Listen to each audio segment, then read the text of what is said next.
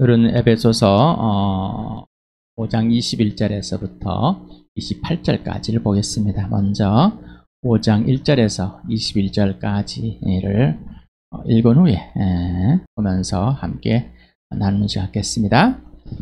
같이 읽겠습니다. 시작. 그러므로 여러분은 사랑을 받는 자녀답게 하나님을 본받는 사람이 되십시오. 그리스도께서 여러분을 사랑하셔서 우리를 위하여 하나님 앞에 향기로운 예물과 제물로 자기 몸을 내어주신 것 같이 여러분도 사랑으로 살아가십시오. 음행이나 온갖 더러운 행위나 탐욕은 그 이름조차도 여러분의 입에 담지 마십시오. 그렇게 하는 것이 성도에게 합당합니다. 죄송합니다. 더러운 말과 어리석은 말과 상스러운 농담은 여러분에게 어울리지 않습니다. 오히려 여러분은 감사에 찬 말을 하십시오. 여러분은 이것을 확실히 알아두십시오. 음행하는 자나 행실이 더러운 자나 탐욕을 부르는 자는 우상 숭배자여서 그리스도와 하나님의 나라를 상속받을 몫이 없습니다. 여러분은 아무에게도 헛된 말로 속아 넘어지 마십시오. 이런 일 때문에 하나님의 진노가 순종하지 않는 사람들에게 내리는 것입니다. 그러므로 여러분은 그런 사람들과 짝하지 마십시오. 여러분이 전에는 어둠이었으나 지금은 주님 안에서 빛입니다. 빛의 자녀답게 사십시오. 빛의 열매는 모든 선과 의와 진실에 있습니다. 주님께서 기뻐하신 일이 무엇인지를 분별하십시오. 여러분은 열매 없는 어둠의 일에 끼어들지 말고 오히려 그것을 폭로하십시오. 그들이 몰래 하는 일은 말하기조차 부끄러운 것들입니다. 빛이 폭로하면 모든 것이 드러나게 됩니다. 드러나는 것은 다 빛입니다. 그러므로 잠자는 사람아 일어나라. 죽은 사람 가운데서 일어서라. 그리스도께서 너를 환히 비추어 주실 것이다 하는 말씀이 있습니다. 그러므로 여러분은 어떻게 살아가야 할지를 살피십시오. 지혜롭지 못한 사람처럼 살지 말고 지혜로운 사람답게 살아야 합니다. 세월을 아끼십시오. 때가 악합니다. 그러므로 어리석은 자가 되지 말고 주님의 뜻이 무엇인지를 깨달으십시오. 술에 취하지 마십시오. 거기에는 방탕이 따릅니다. 성령의 충만함을 받으십시오. 시와 찬미와 신령한 노래로 서로 화답하며 여러분의 가슴으로 주님께 노래하며 찬송하십시오. 모든 일에 언제나 우리 주 예수 그리스도의 이름으로 하나님 아버지께 감사를 드리십시오. 여러분은 그리스도를 두려워하는 마음으로 서로 순종하십시오. 어떠셨습니까? 이렇게 에베소서를 하는 가운데 하나님의 사랑을 받고 있는 자녀가 되셨습니까? 그리고 자녀이십니까? 그러면은 하나님을 본받는 사람이 되셨습니까? 그리고 본받으려고 애쓰는 것이 아니라 순종하는 자가 되었습니까? 예수 그리스도가 여러분의 부활과 십자가로 여러분의 왕이시고 주인 되시고 여러분을 하나님 앞으로 이끄는 대장 되시는 분임을 분명히 고백하고 오직 예수 그리스도께만 굴복되어지는 삶이 되셨습니까? 이게 복음입니다. 자, 그러니 우리는 이제 예수님, 나의 아버지, 나의 창조주 하나님, 나의 주인, 나의 왕이신 예수 그리스도, 나의 진령이신 성령 하나님, 이 삼위 하나님 안에서 다시 태어나서 하나님께서 우리를 걸작품으로 다시 빚으셔서 하나님의 시, 하나님을 읊을 수 있는, 하나님만 소리날 수 있는 하나님의 시가 되었습니다. 우리는 하나님의 소리입니다. 하나님의 시입니다. 하나님의 작품입니다. 하나님이 보여지는 겁니다. 그러니 옛날에 옛사람일 때 지금 세상에 있는 사람들이 행하는 것들에 눈길도 주지 말라는 얘기고 또한 내 안에 이런 것들이 담겨져 있습니다. 없어지지 않았고 있습니다. 그러나 주인 되신 예수 그리스도가 내 안에서 내 속에서 말씀하시고 알려주실 때 내 입술은 예수 그리스도의 말씀이 알려주신 대로 표현되게 된다는 것입니다. 그러니 이제 하나님을 찬양하고 송축하겠습니다. 왕이신 하나님. 그러니 옆에 있는 지체들이 얼마나 하나님의 작품인 줄 알 수 있는 것은 나를 통해서입니다. 내가 하나님의 얼마나 큰 작품인지 얼마나 아름다운 존재인지를 알게 되었기 때문에 교회라는 이 존재가 이 생명이 바로 너라는 사람들이 함께 모이는 우리가 되어서 하나님의 공동체, 가족입니다. 너라는 존재들이 얼마나 아름다운지를 하나님이 나에게 표현한 그대로 표현해줘. 예수님이 표현하는 그대로 표현해주는 겁니다. 이게 공동체입니다. 이게 씨앗 찬미입니다. 사람이 만들어내는 것이 아니라 하나님이 알려주는 그 사실을 읊어내는 겁니다. 입으로 고백하는 겁니다. 자, 이게 교회 어떤 조직을 꾸미기 위해서 어떤 모임의 이벤트를 하기 위해서 모이는 것이 아닙니다. 가족이기 때문입니다. 그래서 또한 질서가 있어서 조직적인 것처럼 보이지만 그 조직은 있을 수도 있고 없을 수도 있고 언제든지 또 다시 재편될 수도 있습니다. 여러분이 생각하는 교회, 성경이 말하는 교회, 다시 한번 비교와 대조를 해보시기 바랍니다. 자, 이 교회를 통해서 이제 가족, 육신의 가족, 가장 먼저 육신의 가정의 출발은 어디죠? 부부죠. 이 부부가 무엇인지, 왜 부부여야 되는지, 결혼이 무엇인지, 또 역할이 어떤 역할인지, 어떠한 관계인지, 그리고 어떤 질서인지를 오늘 알아보도록 하겠습니다. 먼저 그러면 오늘 본문을 읽어보겠습니다. 28절까지입니다. 시작. 여러분은 그리스도를 두려워하는 마음으로 서로 순종하십시오. 아내들이 여러분 남편에게 하기를 주님께 하듯 하십시오. 그리스도께서 교회의 머리가 되신 것과 같이 남편은 아내의 머리가 됩니다. 바로 그리스도께서는 몸의 구주이십니다. 교회가 그리스도께 순종하듯이 아내도 모든 일에 남편에게 순종해야 합니다. 남편이 된 여러분, 아내를 사랑하기를 그리스도께서 교회를 사랑하셔서 교회를 위하여 자신을 내주신 같이 하십시오.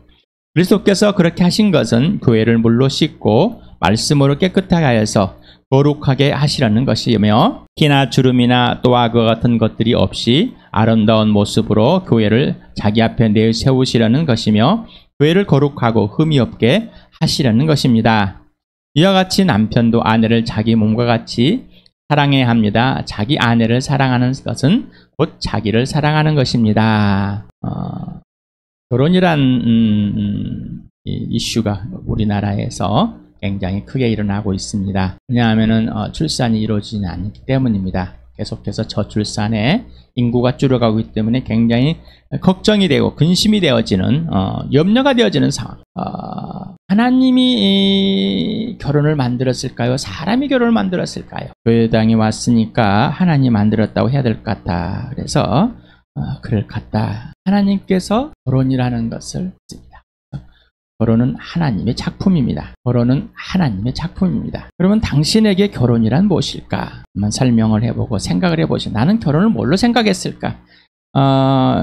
이미 결혼하신 분도 계시고 아직 결혼하지 않으신 분도 계십니다. 당신은 왜 결혼을 하려고 하는가? 또는 하지 않으려고 하는가? 고민들 해보고 여러 가지로 왜 원인들을 찾아봐야 됩니다. 이유를 찾아봐야 됩니다. 자, 결혼의 출발은 누구로부터? 하나님으로부터입니다. 출발은 누구로부터요? 사람으로부터가 아니라 하나님으로부터.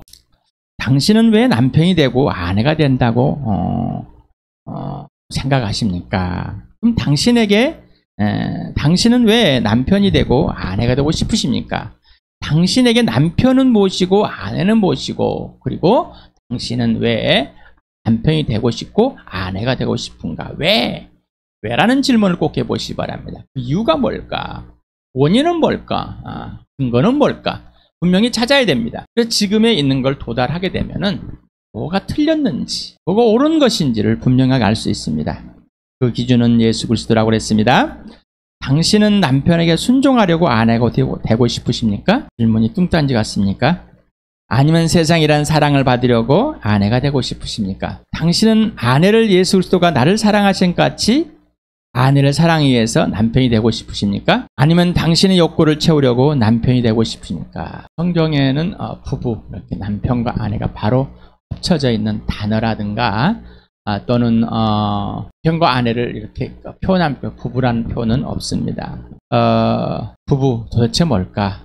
부부 한자로 지아비붓 아내붓자 써서 이렇게 부부라고는 교회를 알아야만 부부가 누구이고 왜 어떤 관계와 질서가 있으며 그 관계와 질서는 오직 사랑이라는 걸 알게 됩니다. 이상하죠. 지금 교회를 알지 못한다면은 부부는 모른다는 것입니다. 교회를 알아야지만이 부부가 누구이고 어떠한 관계와 질서인지를 알 수 있다는 겁니다. 교회를 알아야만 부부를 압니다. 교회를 아는 만큼만 부부를 알고 교회를 모르면 부부를 모릅니다. 우리 21절은 지난 수요일에 했습니다.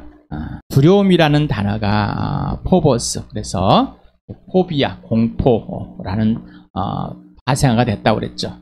거기에서 어원이 됐다. 포비아는 공포입니다. 공포. 그래서 이 공포증에 걸려 있는 사람들, 두려움, 불안 장애들 엄청납니다. 그런데 이 두려움이라는 단어가 하나님을 사랑하느냐 사랑하지 않느냐의 기준에 따라서 죽음과 생명으로 변하는 것과 똑같습니다. 하나님을 사랑하는 존경심이 가득한 두려움입니다. 경외하는 경외심만, 공경하고 두려워하는 마음. 그래서 두려움이 어디서 왔느냐에 따라서 달라집니다. 이 두려움이 하나님께로 온다면 존경심과 공경심, 하나님의 창조주와 피조물의 질서의 관계, 그래서 그 두려움이 있습니다. 그러나 마귀에게서 오고 내게서 온다면 그거는 정말 공포입니다. 그러니 이게 분명해야 됩니다. 자, 우리는 느끼는 감정이 다릅니다. 정말 다르십니까? 두려워서 불안해서 하는 것과 정말 존중해서 두려워하는 것과, 하나님을 두려워하라는 이 말이 무슨 말인지 하나님과의 관계에서만 알게 됩니다. 순종하다 그랬죠. 군사용어라고 그랬습니다. 나라의 타전을 찾아봤어요. 복종하다, 남의 의사나 명령을 그대로 따른다. 순종하다, 순수히 따르다. 순복하다, 순수히 복종하다. 굴복하다, 머리를 숙이고 엎드리다. 힘이 모자라서 복종하다. 사람들은 뭐요? 힘이 모자라서 복종하다. 이게 돼 있습니다. 그러나 하나님과 나 사이에 예수 그리스도께 순종하는 것은, 예수님을 두려워하는 것은 나의 창조주 하나님이시기 때문에, 나의 주인이시기 때문에, 나의 영원한 생명이시고 부활이시고 사랑이시기 때문에 내가 그 예수 그리스도를 존중하고 두려워할 관계와 질서이기 때문에, 그래서 어떻게 해요? 순종하는 겁니다. 굴복하는 겁니다. 자, 순종하는 것은 순리에 따라 그대로 순종했지만 이 땅의 유혹과 여러 가지 어려움 속에서 복종하는 겁니다. 그래서 또 그거 안 되면 쳐서 굴복되어지는 겁니다. 예수님께 순종이 됩니까? 하고 싶은 것만 하십니까? 예수님을 만만하게 보고 있습니다. 왜냐하면 이 세상에서 부모가 만만해 보였기 때문에, 부모를 만만하게 보였기 때문에, 그래서 부부가 서로가 만만하게 보는 겁니다. 하나님을 떠나서 관계와 질서가 다 깨져버리고 존재 자체가 누구인지, 얼마나 가치 있는지를 알지 못했기 때문입니다. 그러나 이제는 예수 그를 통해서 알게 되었습니다. 예수님을 만나고 예수님의 구원과 생명과 부활이 내 안에 들어서 예수를 통해서 그 사실을 알게 되었습니다. 이제 알았으니까 어떻게 됩니까? 실행을 하는 겁니다. 예수를 믿는 것은 듣고 행하는 겁니다. 예수님 명령에 순종하는 겁니다. 예수님이 지시하는 대로 행하는 것이 예수를 믿는다고 합니다. 그러면 예수님만 오르신 것, 예수님만 오르신 분, 예수님만 모든 참이 됩니다. 그러지 않는다면 예수님께 순종할 수 없습니다. 하나님의 사랑이 없으면 하나님을 사랑하지 않으므로 하나님이 공포의 대상으로 생각이 됩니다. 하나님이 공포의 대상. 그 사람들 다 싫어합니다. 하나님을 좋아하는 사람이 몇 없습니다. 하나님을 사랑하는 사람이 더 몇 없습니다. 왜? 내가 곡해를 했습니다. 그래서 자신에 대해서 공포가 많습니다. 여러분 자신에 대해서 공포가 없습니까? 조금만 자신이 흔들리면 실망하고 낙심하고, 또 여러분에게 조금만 누군가가 권면하고 그러면 귀찮게 하고, 그래서 공포의 대상이 되어버렸습니다. 그러니 미움이 발생하는 것. 사랑의 반대는 미움입니다. 미워하는 것은 뭐예요? 살인이라는 것입니다. 하나님을 사랑하면 순종하고 순복하고 복종하고 굴복하게 됩니다. 그렇지 않으면 하나님이 경쟁의 대상이 되어 불순종이 됩니다.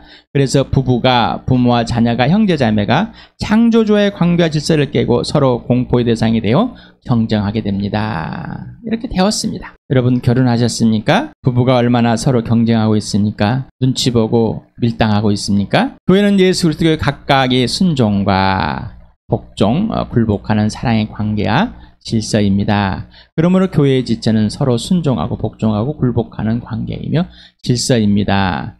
순종은 사랑의 관계와 질서의 결과입니다. 순종, 복종, 순복, 굴복은 뭐라고요? 하나님과의, 예수님과의, 또 너와의 나와의 사랑의 관계에 대한, 질서에 대한 이 표현입니다. 순종이 없는 것은 사랑하지 않는 겁니다. 아내되니 여러분 남편에게 하기를 주님께 하듯이 하십시오 라고 그랬습니다. 주님께 굴복하듯이, 복종하듯이, 순종하듯이 해보라는 겁니다. 그렇게 하는 것이라는 것. 이게 관계와 질서입니다.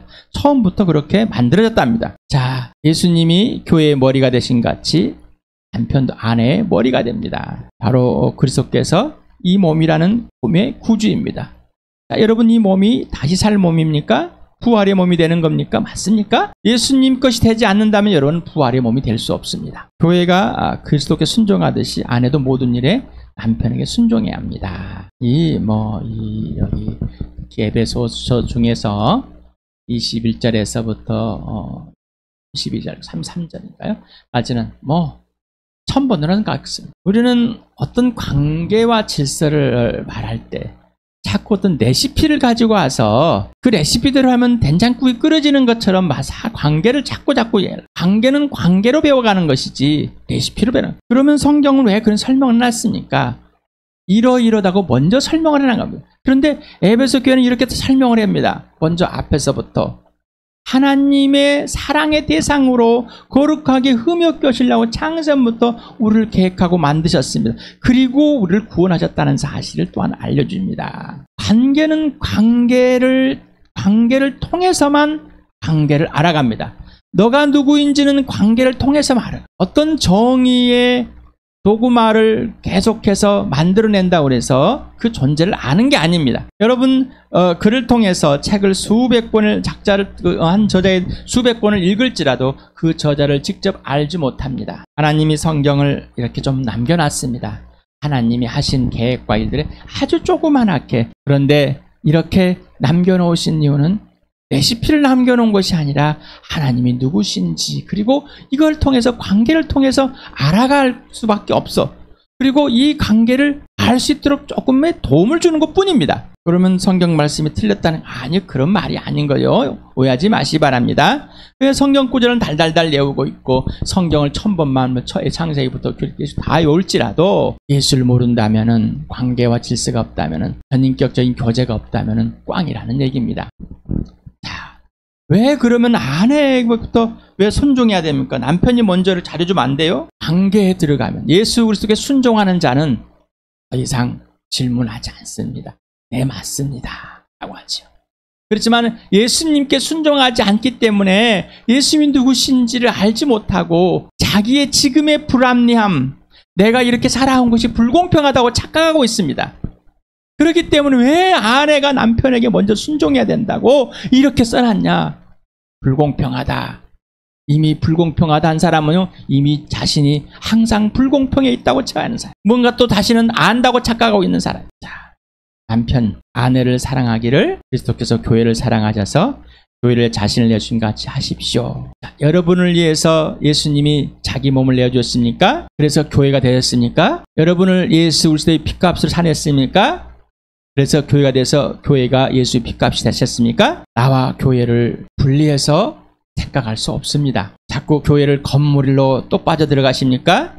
어떤 목사와 어떤 있어야 조직으로 빠져들어가십니까? 멈추시기 바랍니다. 다시 질문합니다. 예수님이 직접 예수의 몸을 내어주셔서 여러분을 그 핏값으로, 그 몸값으로 여러분의 가치를, 존재를 회복해 놓으셨습니까? 여러분을 구원하셨습니까? 맞습니까? 그 구원한 사람들이 한 사람 한 사람 모여서 교회가 됐습니까? 이 교회가 예수의 값입니까? 자, 왜 그랬을까? 왜 자기 몸을 내줬을까? 한 사람 한 사람, 그리고 이 전체 하나님의 가족이 물로 씻고 말씀을 깨끗하게 해서 거룩하게 하시라. 구별되고 성별이 되고 하나님의 나라, 영원한 존재, 영원히 부활, 창조주 온전한 관계 질서, 사랑에 머물러 있는 영원한 생명들. 그래서요, 티나 주름, 아름다움, 아무것도 아름다움 그 자체. 교회를 거룩하고 흠이 없게, 나를, 너를, 우리를 또 낳으십니까? 교회. 남편도 아내를 예수님이 자기 몸같이 나를 사랑같이 내 이웃을 내 몸과 사랑, 예수님이 내 이웃을, 나를 자기 몸과 사랑같이, 자, 예수님이 나를 사랑같이 사랑하는 것. 아내를 누가 먼저 사랑을 해주고 누가 먼저 사랑을 하는 거 아니요. 순종도 사랑이고 자기 몸을 내어준 거 사랑입니다. 순종도 자기 몸을 내어주지 않으면 순종할 수 없습니다. 예수님 아버지께 순종하는 자기 몸을 내어줬습니다. 나를 위해서. 똑같은 겁니다. 그러나 질서가 있습니다. 아버지와 아들 예수의 질서, 하나님 아버지와 아들 예수의 관계와 질서가 있듯이 하나님께서 남자를 먼저 만들고 나중에 여자를 만들었습니다. 질서가 있습니다. 하나님의 질서, 사랑의 관계, 평등함이, 존재의 평등함이 있지만은 질서가 있습니다. 아버지와 아들과 성령은 한 하나님이십니다. 하나이십니다. 그러나 관계와 질서 역할들이 있습니다. 그것을 우리에게도 보여줬습니다. 바로 관계와 질서는 역할 중에서도 관계와 질서가 있다는 겁니다. 자, 여러분 어떻습니까? 이제 교회의 주인, 교회의 머리, 몸의 주인, 남편과 아내는 부부입니다. 남편의 주인, 아내의 주인, 오직 예수입니까? 오직 예수. 아름다움. 이 아름다움의 부부, 이 교회를 알지 못하면 부부를 알 수 없다는 것을 보여줬습니다. 부부와 관계의 질서, 아내의 머리, 이퀄 남편. 이게 되지 않으면 안 됩니다. 아내가 돈도 많고 학벌도 좋고 뭐가 막 유명한 것 같아도 하나님의 질서는 이 모든 것이 완장이 이 액세서리가 필요 없습니다. 왜 아무것도 없이 걸치지 않고 꾸며지지 않는 존재들이 부부가 되었을까? 하나님께서 남자 여자를 하나의 부부를 만들었을까? 왜 그 작품을 계획하셨을까? 왜 남편은 힘도 세고 영철하고 영특한 뭐가 있고 하나님의 작품입니다. 하나님의 작품입니다. 여러분 하나님 작품 맞습니까? 그걸로 됩니다. 그래서 남편에게 아내에게 그렇게 하시기 바랍니다. 또 이렇게 했더니 어떤 사람들은 아내가 예수를 안 믿습니다. 남편이 예수를 안 믿습니다. 또 레시피를 가지러 올랐어. 참 속이 확 탈입니다. 근데 꿀밤도 때려주고 싶은 그런 심정입니다. 자꾸 레시피를 물어봅니다. 예수 그리스도의 순종하고 관계 속에서 사랑의 관계 속에서 배워가는 것이 아니라 무슨 뚱딴지 같은 질문을 합니까? 그래서 내가 왜 이런 질문해야 되는지 먼저 생각해보지 않았어요. 내가 왜 이런 질문에 나오어야 되는지를 생각해.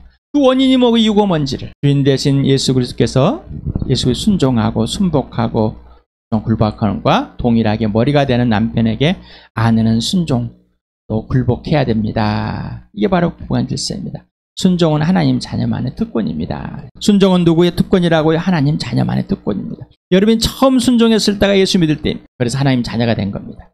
그때부터 순종이 시작된 거죠. 자, 여러분 남편은 예수님이 자기 몸을 내어줘서 사랑하신 같이 사랑하고 아내를 계속해서 갖고 내는 겁니다.